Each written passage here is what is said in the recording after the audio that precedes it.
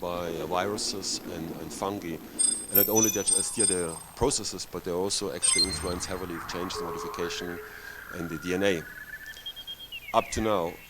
But now in the Anthropocene, like Marc was saying, the Homo sapiens becomes the ruler of evolution, and he much faster than normally influences the evolution. And of course we have very interesting concepts like call it biohacking, the augmented pharmacology, the cyborg Marc was mentioning. I'm also thinking about the gene editing, of course, and last but not least the transhumanism. And so transhumanism, subject of today, is a term coming from 1957 from the brother of Aldous Huxley, so it's Julian Huxley. And he was saying at that time, actually, there should be a way to overcome misery and constraints of human life, right? And today would, of course, say through technology. So today, it's our age where we have all, theoretically, all means, and we can use technology. So then what the thing on trans, let me just put this in full screen mode. Just, no. Yes. So I guess, yeah, the promises are extended lifespan beyond a biological state. So we live longer than, I don't know, 100, 150 years. We might even be able to upload our brain on the cloud and have clones. It's a lot about the increased human capabilities. So it means we would have possibilities to run faster, sense more, have a higher capacity of perception, reasoning. We would be able maybe to spend more time, fly to space with starships and so on. And ultimately the idea is that this would increase the life quality because we would go into a personal development, we would have possibilities, we would even self-transform and transcend ourselves. So that's, I think, a nutshell promises on by transhumanism. And a very popular document, this is Transhumanist Manifesto by Natasha Vita-Moore, and the version 4 came out actually last year. But of course there's critical writing as well, like Godlike Beings by Walker or Transhumanism and Inequality. So I think as such the concept of transhumanism is quite interesting, like Marc was also saying, because it invites us to think about our extension of our capacities, which can of course be used in a creative way, can stimulate the way maybe we run our planet differently, better, the way we live, and so on. But rapidly we talk about the human condition, we talk about gender, we talk about what is meaning, sense, ethical things, and what you can see is that this is, those people talking about transhumanism reflect on that, but it's not, it's just part of it, but there's no major reflection on this. And so actually it makes it interesting for me as an artist to think in a different way on how transhumanism could actually be exploited, or what could be used. And what I see, what me drives me, is that mostly there are very evocative images, right? The idea you would freeze yourself, your body, after death, and they would wake you up, I don't know, 100 years later, flying in a starship, or you would upload your brain in a clone, and of course we all know from Star Trek the teletransportation. The next point is that the prose perspectives are narrow and human-centric, so it's basically about us getting smarter, living longer, flying wider. And if ever we say we would maybe connect more to the nature, it's certainly us which are in the focus. And I think what is also a bit missing is that maybe precisely because things are limited for us, this creates actually our human condition, which makes us alive as human. So we don't live forever, and yeah, we have maybe our soul and we don't know what's going to happen, but it's not that maybe because we don't know precisely about our soul, we cannot perceive everything. This makes us human, whereas maybe transhuman would say you could perceive everything, you could know, you have all the data, you can become a superhuman, and this is certainly a problem. So I think that's why the point is, for me, that transhumanism is a starting point as a concept, and the title of my talk is Existence Beyond Transhumanism. So I would precisely say to go beyond this transhumanist concept or enthusiasm in a creative and in critical way, and use it more like a stimulus, right? And I guess what makes it interesting from the artist perspective is to have a broader perspective and to put the finger also on the questions which are not asked, right? Or which maybe are just neglected, saying it's all going to be fine. I guess we all know the talk from the big American companies and people saying it's all going to be better. So on Mars it's going to be better than Earth, and it's always in this linear extension that it will be fine. You just have to project and have to go there, which is certainly not happening. Now, I guess what I then use from the artist perspective is basically saying, if I want to work on the on transhumanism, I would work on some sort of a research creation, which means I would dig into the subject, try to engage people to learn, and by evaluating the topics and the questions, come with the first idea of creation of things I would establish. And the second part would then be to turn it into a critical making, which is this reflected hands-on crafting. And the crafting can also be to work on a software package, but doing it actually is then the way to create and putting into life, right? And that's why I only do what I can do myself. So I would not ask people to make animation programming for me. I can do it, I can learn it, and if not, I would not use it, right? And the third point is the possibility and the thinking that today we are all in self-referential systems, be it discipline, nations, cultures, continents, to engage any kind of meta system which would allow to connect those systems, right? So basically, a meta system is a complex of statements, elements, where all the systems would still try to connect without getting into defense mode, because systems typically, if they fear, they would deflect things, or they would get reluctant or just not react to it. But the meta system actually is the idea that it would allow, also from the artistic perspective, that those systems would open up and would go beyond the defense mode. Voilà. So then in my case, what I like is that if you think a bit about the transhumanism, the protagonists are often very pragmatic, I would say, in proposing solutions. They say directly, if you want to live longer, no problem, we freeze you in and then we wake you up 100 years later, or we just upload your brain. They not say we don't know, it could be interesting, they propose solutions. And this connected to actually the critical art making, where the idea is you would critically reflect on a situation, on a solution, is actually what I like very much. This twist to say,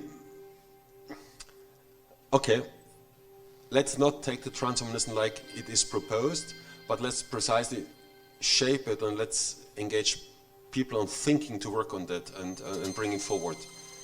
And in my case, I tend to use a lot of algorithmic generators of weak AI to work on that, in particular to generate variations. Because what you can see in all mainstream concepts, there is a narrowing down on solutions, on possibilities. There is a standard, and what is not belonging to it is often perceived as being negative or disturbing. And I think my interest as an artist is to open up perspectives, appearances, shapes, statements, and using the generators in the wiki is actually a good idea. And I would sometimes go as much as that, saying it's a little bit of a coexistence, because if you play around with the generators, you often don't know what's coming out. But basically, playing and working with this artificial intelligence actually is a way of going further, getting new insights and new perspective. And in this case, on the research I was working on the key topics. You find here the ones I used, which I think they would be interesting enough to trigger all this kind of generators. Because if you just use any kind of weak AI generators, you don't know what's coming out, so you need to have a starting point. For me, the part of the research creation was to get this, starting point, so these key topics. And then I used different tools like from Artbreeder generic adversarial network. You can work on the visual appearances, the OpenAI generative pre-trained transformer. It's a lot about statement, so it's a language weak AI. And from recent studio, the algorithmic quad node generator. So there, the idea was basically, you see, I was elaborating on a starting point and then using all this kind of tools for generating other kinds of variations in terms of sound, shape, statement. So once this was actually done, I think we need to keep an eye on yeah, time. okay, so, no, fine, okay. So basically, this was then ending up in a feature clip where I tried to integrate all these elements for creating a narrative, and the way that I wanted to shape the narrative, that it's people can actually connect to it. So I used a bit game-like aesthetics and as well traditions from Western and Eastern countries that people would like to connect on this, right? So here comes in the idea as the artist that you would, once you have the technologies and proposed things, you would also act like a interpreted moderator. What you get from these variations, you would shape it in a way that people can actually again play around with it and get an additional twist on it. That was the idea. And for the final thing, then, as an outcome of this work on the transhumanism, my idea is actually future of humanity is reconnected with planetary environments. I think if you're going to leave space, it's more than one planetary environment. And of course, we should much more be connected to non-human life forms that are part of those environments, rather than what we have today, this continued dissociation that the human brain or the Homo sapiens tends to disconnect. And yes, the use of machine is interesting for new ideas, creating new perceptions, but we need safeguards that we don't get overwhelmed with them, or we get a narrowing down. And I think overall, of course, transhumanism is just another concept if you think about life, energy, and flow. So all is circular, fluid, and endless. So it's at the end a starting point rather than an end. Thank you very much. Okay, thank you. Sorry to rush you on, but we need to keep an eye on time. So I'll give the mic to Angelo, who has only one image, so that, but a lot to say.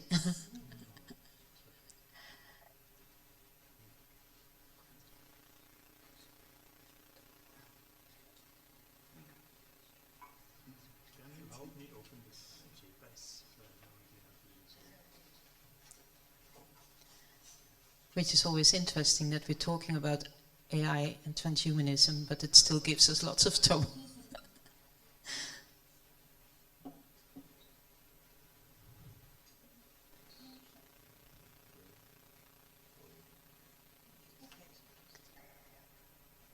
So you will have to perform it, Angelo.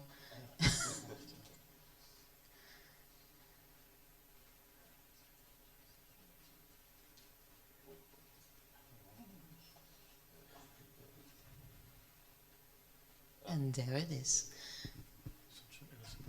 Hi, I have basically, what's that? Close enough, all right, okay. So my presentation will basically, it's built around 3 short topics that I want to approach. It's going to be quite brief, I think. The first one is more of an historical perspective on transhumanism.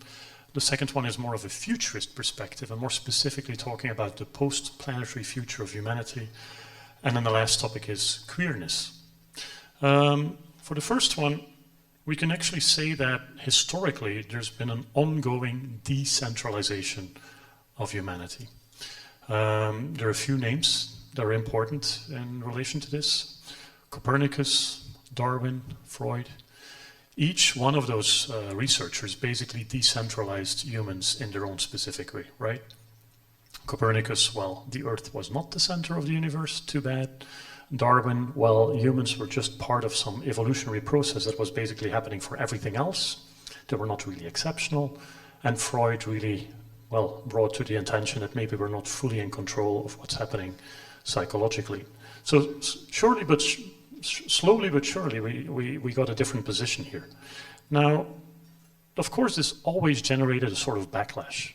It's not like culture likes to shift a position like this. Humans like to be in the center of attention. We like to be in charge. So if you look historically, you can always see that kind of a double movement of decentralization and then people responding against that. And even today, you can actually see that happening. If we look around us, what's happening? Polarization, right, has increased dramatically. I mean, I just need to say one name, which I don't never like to say. Trump is an example of that, of course. But we also have climate change, the corona pandemic, are all examples of this tension. Just to give you just to clarify this a little bit, if we look at the corona pandemic, for example, there is the anti-vaxxers and the people that are against all the measurements and people are proclaiming, my freedom comes first. That's really a position of the human-centered view, the individual that is really claiming their individuality. On the other hand, there are people that are really embracing the fact that this is happening, a pandemic is happening in a community, and that we're all connected, right? It's more of a relational ethics. So that's the other position. That's like decentralizing that individual. And so that tension is really, I think, is really key when we look at history and the history of human civilization. Now the thing is for today, that basically you can really position transhumanism in relation to posthumanism. We haven't addressed it yet, but transhumanism is really, as my colleagues have really clearly indicated here, is this idea of augmentation, right? Humans becoming more powerful, augmenting their capacities, with the idea of eradicating all the suffering that we've been going through since we came to Earth, basically. Posthumanism is a more critical movement that is basically focusing on how do we relate to other entities? How do we relate to biological organisms? How do we relate to artificial intelligence and technology? And it's really constantly decentralizing humans. You will find it in all the literature of posthumanism that decentralization is a key component, and also blurring boundaries. And that's going to come back in some of the things I'm going to talk about later. It's really about these divisions that we created to make society working, like the strict division between what is male and what is female, to start blurring that, right? And that's really the interesting aspect, I think, of posthumanism. Now, for the futurist perspective, I'm actually very interested in the post-planetary future of humanity. Post-planetary future is not some dystopian future where we gave up on Earth. Absolutely not. It's a very different thing. Post-planetary literally means it's a future in which humanity is spread out throughout the universe in different configurations. Some part of the population of humans will live on the surface of a planet. Could be the moon, Mars, Earth. But other people are living in different configurations. Could be a starship, or some large space station at the edge of the solar system or beyond.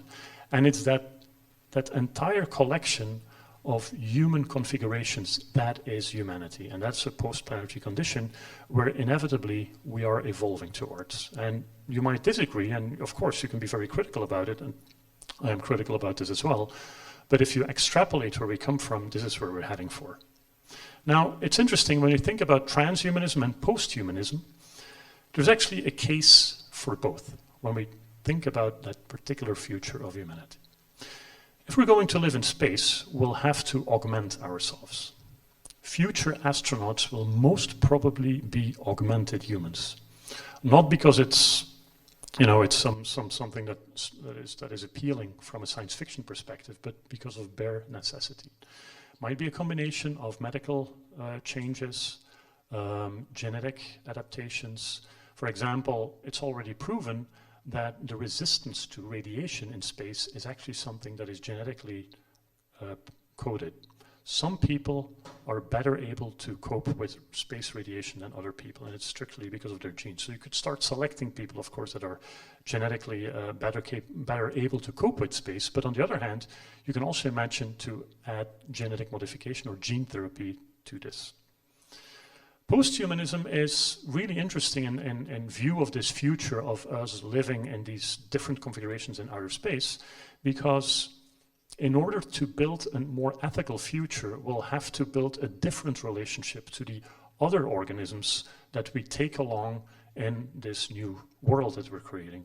Biological organisms, artificial intelligence, and it will require more of a decentralization of humans, not the traditional top-down perspective where humans are controlling nature and in the end are destroying nature. So I think we can learn from both perspectives for creating that future. On the other hand, there's also some problems with both. The first one is that when you look at transhumanism, there's sometimes this obsession with leaving the body. Right? Because the body is just, yeah, it's so vulnerable. That's what Marc also introduced. That the idea of moving out of the body and downloading yourself onto a hard drive and then traveling through space as a hard drive and then arriving at destination as a hard drive and then kind of re-embodying yourself into some 3D printed body or something. I mean, this is the kind of science fiction that we know of, right? Well, that to me is something that I'm personally not very interested in, because for me, the actual journey in space is the destination. It's not like I'm only focused on getting there in one piece. It's actually the journey itself. So I would much more prefer to experience that journey physically as a human body and within a social context, because I think that's really what makes us human. So the bodily experience and these social interactions to me are really essential, and I think that there is a big problem with leaving that behind. Another issue that you can bring up, which is coming more from the posthumanist perspective, and which is something I don't really know how to deal with. I'm a biologist, and I've been thinking about this a lot. I mean, in the arts world and in the cultural world in general, there's been a lot of interest over the past 10, 15 years in non-human agents. You find it everywhere. All kinds of festivals are dedicating exhibitions and discussions around non-human agents. It's like a buzzword. And it's all very well to approach non-human agents from a posthumanist perspective, like, you know, humans, putting them less in the center and a more equal kind of conversation with them. But how is that relation with these other organisms going to be built in a very physical and very concrete sense? I mean, I can show empathy for all kinds of animals, which I think many of us do, but how to push that further? And how to show empathy for organisms that might look not as cute as many of the organisms that we seem to like? How to extend that empathy over all living organisms, and then more crucially, how on earth are you going to communicate with them?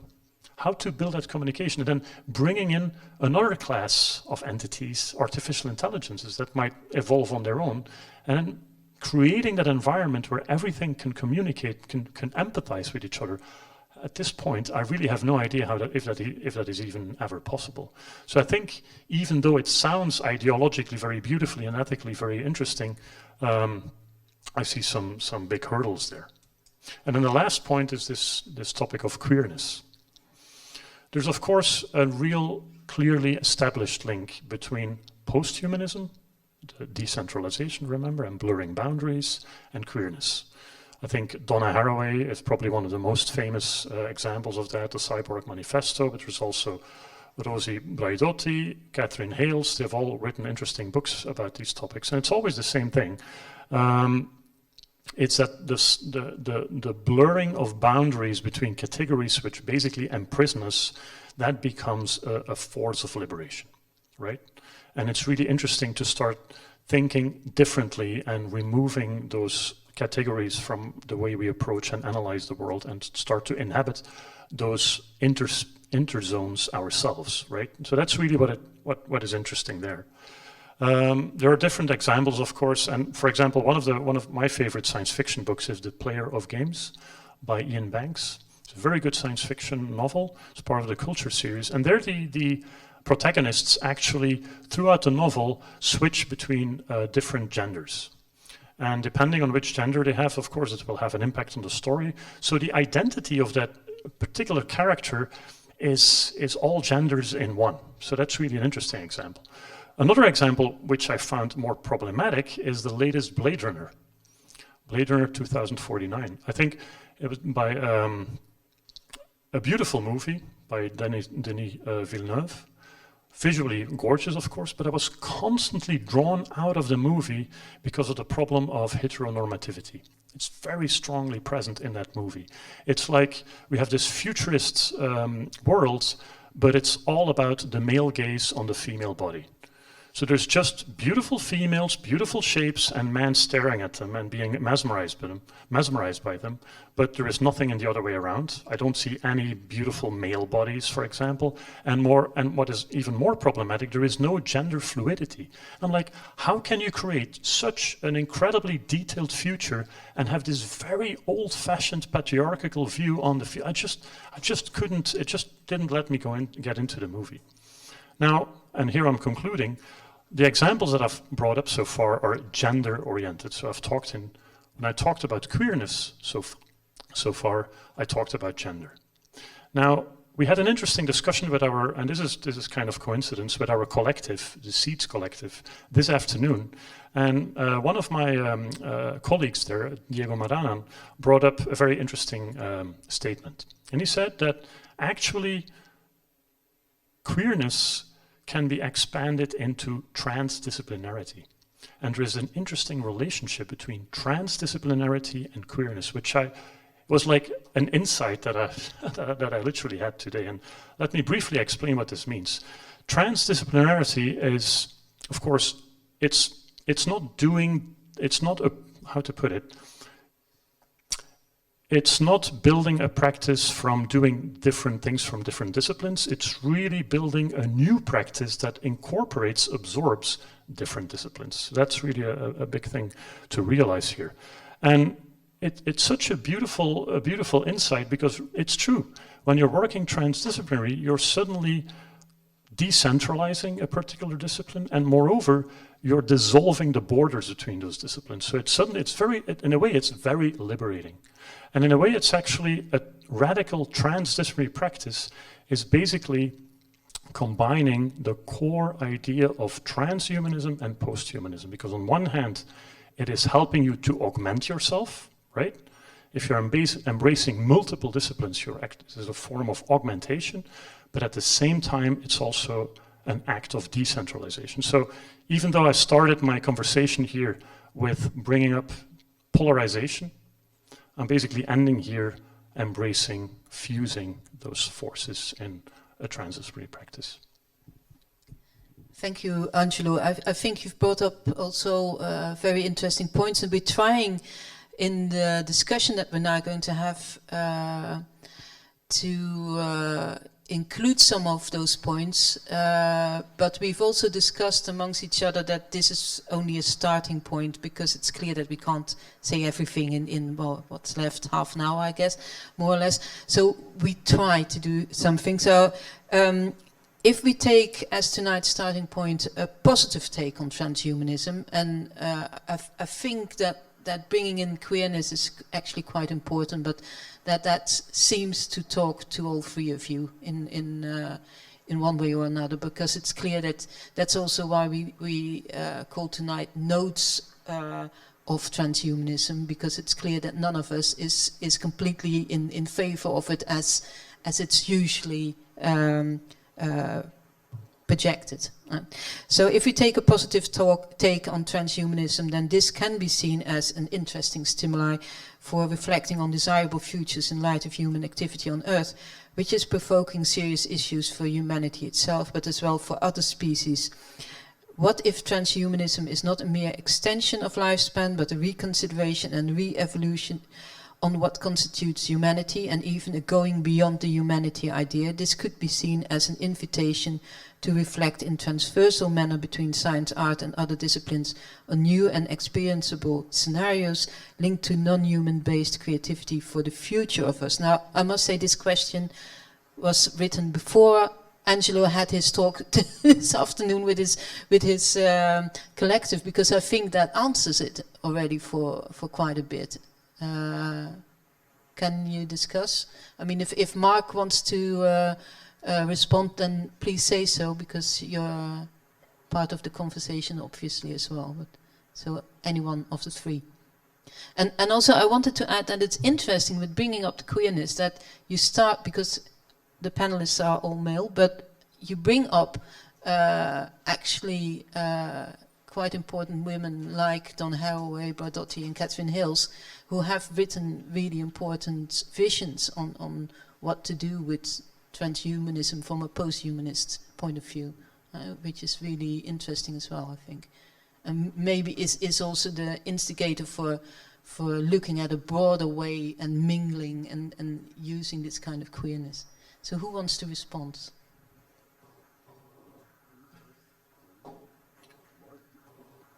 Yeah, I can respond briefly. So yeah, I think it's great that Angelo brought up posthumanism, because I think it's an important distinction to be made here. So for me, transhumanism, it's not only the idea of augmentation, but there is an ideology about superintelligence, and there is also the link potentially with neoliberalism and capitalism, which kind of hijacks these ideas about augmentation. So I think I talked about transhumanism and the dangers. Posthumanism for me is much more philosophically interesting and also politically interesting, because the blurring of the boundaries is something that can be very liberating and very, opening up also a more path towards more inclusive societies. So I think both on Earth and elsewhere, perhaps, if we can solve the issue of communication. So this is really, I think, has much more potential. What I think transhumanism and posthumanism share is the belief that humans and technology can really do things together, and that it's not necessarily a problem, right? And for creativity, for also in society. So that's something I think that we should embrace. But I think, yeah, the transhumanist narratives and the science fiction connected with it, I find very problematic. Whereas the posthumanist ones could open up new avenues, and I think are very inspiring.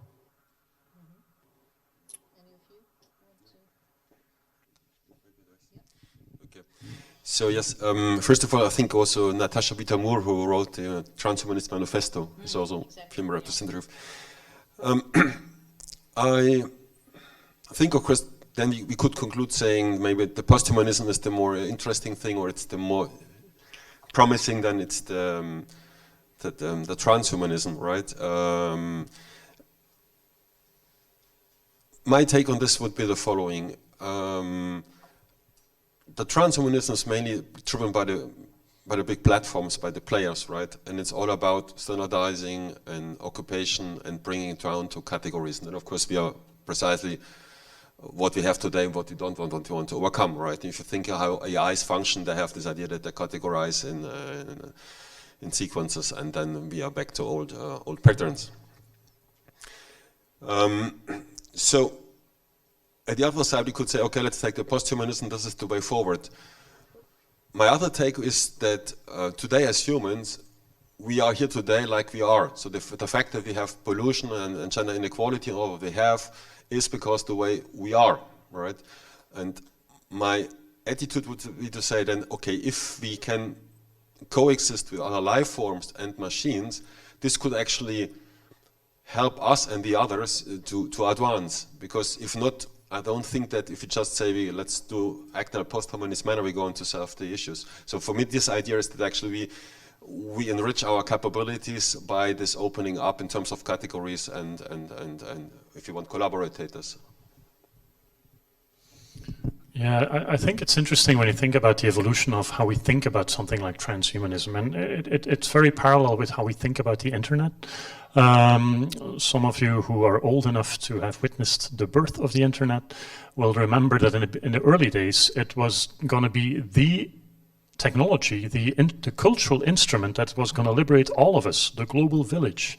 Everybody was going to be equal. It was this utopian ideological conversations about the incredible, beautiful, rosy future that was going to be delivered to whole of humanity, because suddenly so many sources of conflict were going to be gone. They couldn't have been more wrong, right? It's basically completely the opposite. And so I think the shifting perspective on transhumanism it runs very parallel with that. I think transhumanism it's difficult to disconnect it. I mean, it's basically embedded in cyberpunk culture, right? From the 80s, or starting from the early 80s. And in that perspective, that transhumanist embrace was an act of rebellion. It was really an act of gaining access to technologies and tools through a hacking ethos that would actually enable you to subvert the system. And you find this is a trope, a typical trope of course, for cyberpunk. So there was this countercultural component of transhumanism. Nowadays, transhumanism is much more connected with Silicon Valley, with elites that are able to augment themselves or to make trips to space for just a few minutes and then come back down to Earth, because they have the means to. So there's a huge shift there. So suddenly transhumanism is more a device of power and even of oppression, instead of a tool for liberation and for rebellion. So I think that's where the shift happened. Well, if you're talking about subversion, I want to shift the discussion slightly into a question around soul, the soul that we could maybe find in transhumanism. So, Peter, you have dedicated a full website called Robosoul and the Dream of Ethical Harmony, on which you state that humanoids or social robots have a soul, which is something that we might not think of.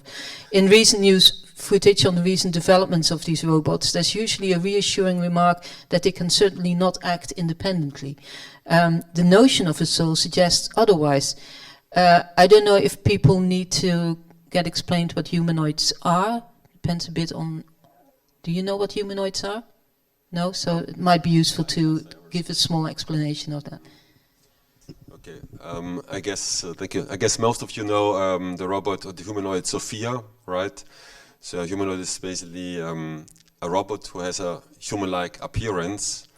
And of course we are in a society where all have to please, so often these humanoids look very pretty and very fancy and have all those elements of being connected and branché.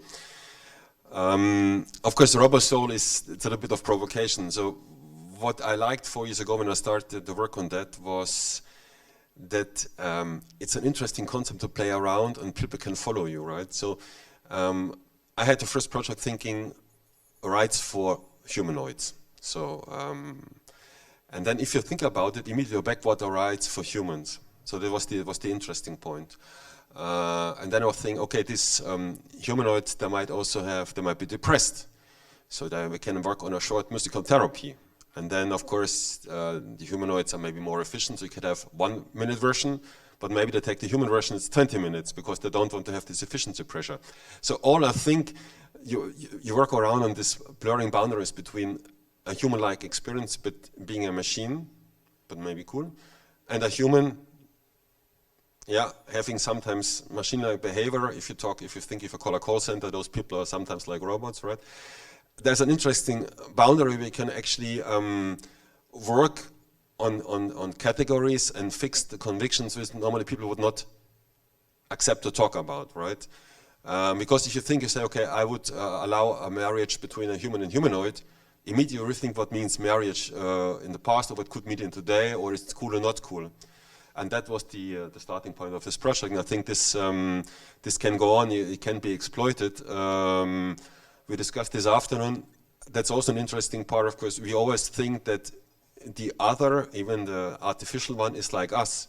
So it's our size, it's our way of communication, our lifespan. But they can all be completely different. It's also a thing to say, imagine a robot who is 100 times more intelligent than you. What does it mean? An EQ of 5,000. You have no idea about it. But then you immediately think about what means EQ and what means maybe culture and education. I think that is also where the queerness comes in, actually, because humanoids look like us, but we created them to our image. But Marc, this notion of a soul maybe also allows to make a connection with your work on when machines talk, in which you specifically discuss the notion of language and technology, and more precise language as technology and vice versa, and taking Wittgenstein's philosophical investigations as a point of departure. Talking seemingly makes robots or humanoids more human, as demonstrated in a video by Peter. Can you discuss this notion of language and Yeah, so I mean, I agree with Peter's suggestion that it's really can be helpful to think about robots in order to think about humans, to think about how it is that we approach things. In my case, I studied how we respond to robots, how we think about the moral standing of robots, whether there is something that we owe them, whether there's some. So this kind of topics make think about what is it that, you know, how do we give other entities, how we relate to other entities. And language plays a role there. So I argued that we don't usually think about that, but the way we talk about other entities and the way we talk to other entities sometimes already kind of configures the status of that other entity. So that's for humans, for animals, for robots. For example, if I talk to a robot, giving it a name, then I already treat that robot as if it were a person. And this can be very problematic. But I'm interested as a philosopher to understand what's happening there. How come that we talk like that, and the performative role of language there also, that by using a pronoun, by giving a name, we make the robot into a person. Similarly, we can talk about other human beings as if they're not persons, right? So we can talk to someone or not talk to someone and treat someone else, another human being, as an object. So I think language, the use of language is very powerful, very performative, and is really directly related to the way we think and has ethical and political consequences. So that's why I think it's important in, you know, when we're thinking about other entities, for example, in this post-humanist framework, to think how, you know, how to approach other entities if we don't know them, for example, right? So do we take a colonial attitude? Do we see them as objects that need to be used? Do we rather, you know, see them as others that need to be respected, and so on? And so in that sense, the thinking about our relation and interaction with robots is really a helpful way to think more generally about how we humans do and should relate to other entities. And that I can imagine that can also be very important if you have a project, more what Angelo was talking about, of going in space and meeting other entities. Yeah, exactly, because that's. Hope this still works. Yeah, no. It made me think effectively on what you had said, Angelo, about how to communicate with the non-human and notions of authorship, maybe where you work in a collective. So is the collective, in that sense, if a way of communicating with other entities, including human, non-humans? Well, I mean, when I talk about the collective, I usually talk about our, you know, my fellow human friends. But in your Biomod. Yes, but of course, this is just actually you bring up a good point. Maybe I should start imagining something different in my head when I use the word collective, which is interesting. So we make work with our collective in which biological agents and digital technologies all co-create.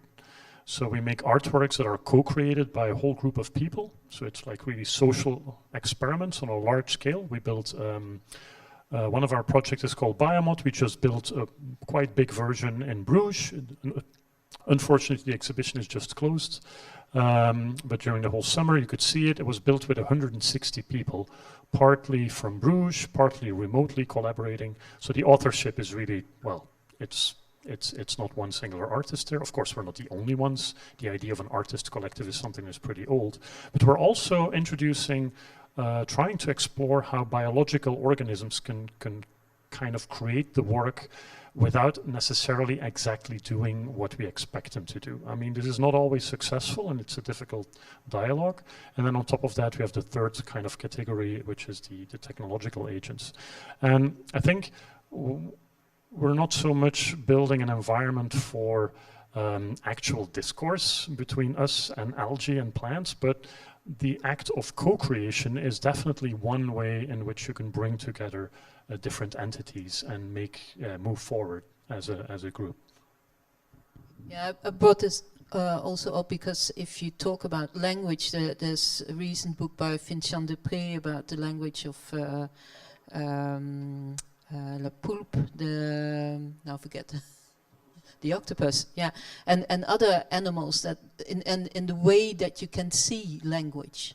So even if it's not a conversation or as we know it between algae, maybe she brings up the idea that language can be seen in a different kind of way. And I have the feeling that in bringing up posthumanism as well and various aspects also by Marc and by Peter, that we're getting somewhere in terms of authorship, collaboration. What do you think, Marc? Yeah, I think the question of communication, I would say it's not just language, because then we always think about human language. But Angelo used the word communication. I think that's a good term, and to think about this kind of issues in a communicative framework can be very helpful.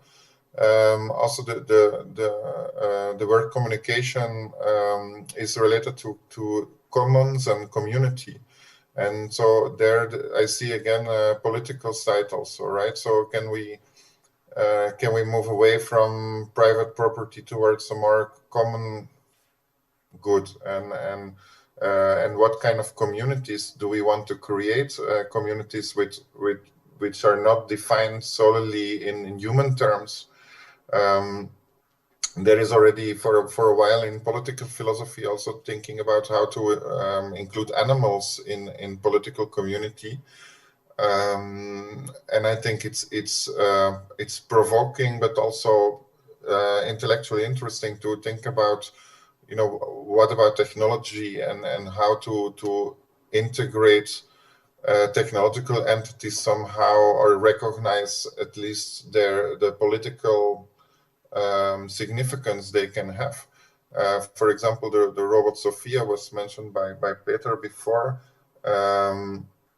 In an article with Jana Parviainen, argued that this robot was also used for political purposes, by talking about rights and so on. Actually, the idea was to further the interest of particular states and a particular company, and so I think robots are and cyborgs and so on are also always political, and that's actually a thought that was already in Haraway, for example, in posthumanist writing, and in the Cyborg Manifesto, which was as much a manifesto about cyborg and science as it was a manifesto about political issues, right? Feminism, especially in her case.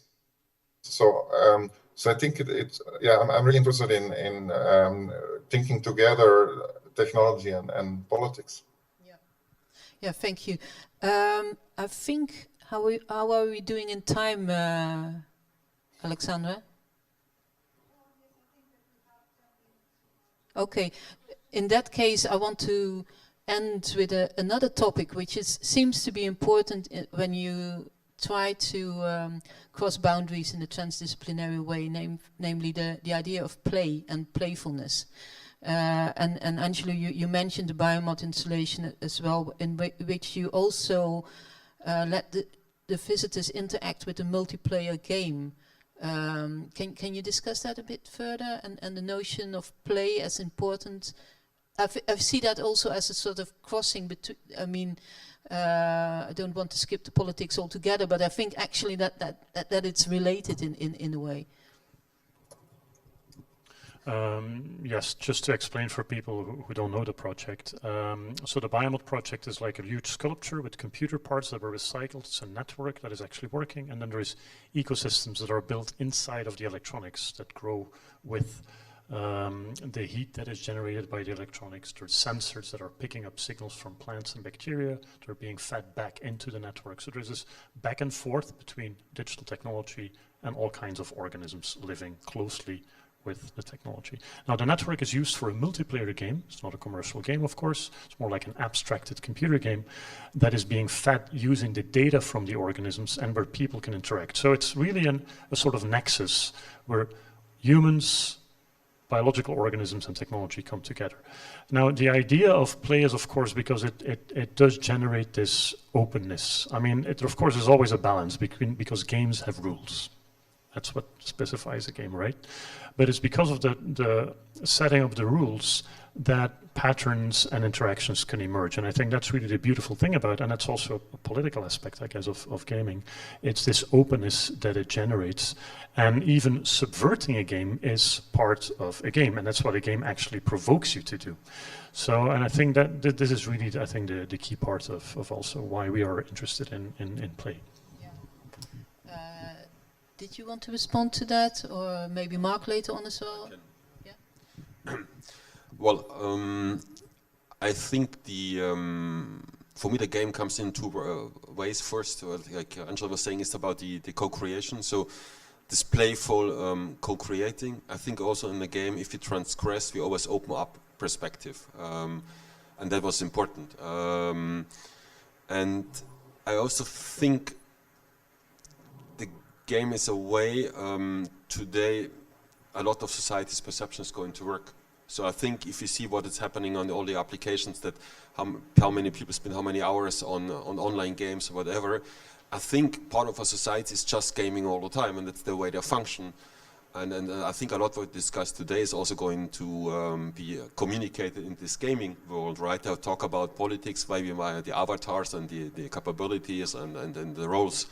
So I think it's also interesting not only to see this gaming as the, like Angelo was describing, but to say it's actually how our society functions. So if you want to connect those people or even have maybe some sort of, I wouldn't say impact, but reach out and get a resonance, the gaming is a fundamental experience or element.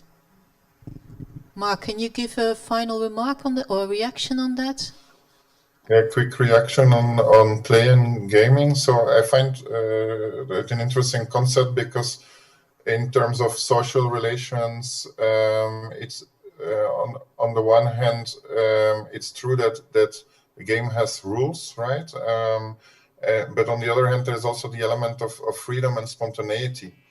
And what I find interesting is that when children play, the play establishes the rules while playing, and the rules are established together while playing, whereas often we adults play the games other people wrote the rules for, right? So this has to do, in that sense, there's a political aspect. And I think it would be great if we could, you know, when we are doing all these technology games, as I call them, if we could take up more this attitude of playing together, also as adults, and finding out what the rules are on the way together, because I think that's a more open way and a, you know, more productive and creative way of moving forward with humanity, which is of course a topic here also. So if we can play more rather than playing the rules set by a very small amount of people. Thank you, Marc. I think that's a really beautiful note to end with before I try to get maybe there are some questions in the audience, but playing together is also what we discussed actually in a way this afternoon in the sense of how we want to continue this conversation. I mean, tonight is this conversation, but we want to, Peter and I were sort of thinking of continue to play together, and Marc just happens to say it without having been there, but maybe somehow you were there, Marc. So, are there questions from the audience or reactions? If not, then, because that's always the awkward moment in any kind of talk, I would say we stop here, and I thank you very much for all being here, Marc, Angelo and Peter, who actually was the instigator of tonight, who came with the proposal, so thank you very much for that.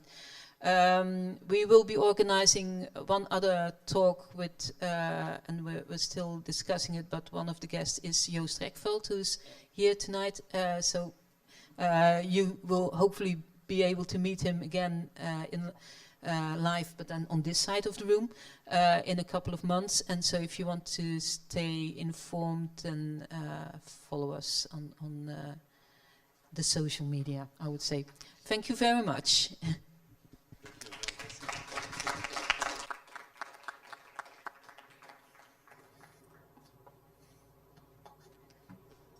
I would like just to thanks a lot IMAL, who hosted us. And I hope that we'll continue collaboration.